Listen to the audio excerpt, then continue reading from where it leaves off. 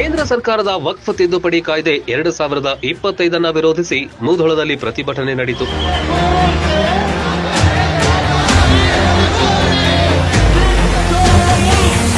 Anjuman Islamic ಸಂಸ್ಥೆಯ ನೇತೃತ್ವದಲ್ಲಿ ನಡೆದ ರ್ಯಾಲಿ ಮುಧೋಳ ನಗರಾದ್ಯಂತ ಸಾಗಿತು.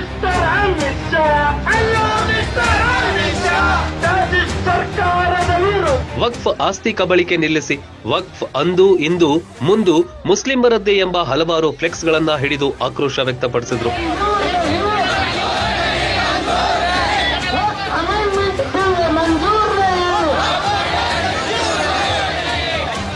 ವಿವಿಧ ಘೋಷಣೆಗಳು, ಕೇಂದ್ರ ಸರ್ಕಾರದ ವಿರುದ್ಧ ಅಸಮಾಧಾನಗಳ ಘೋಷಣೆಗಳನ್ನ ಪ್ರತಿಭಟನಾ ರ್ಯಾಲಿಯಲ್ಲಿ ಕೂಗಿದ್ರು. ಬಿಗಿ ಪೊಲೀಸ್ ಬಂದೋಬಸ್ತ್ ಕೈಗೊಳ್ಳಲಾಗಿತ್ತು. Run TV news, Mudhol.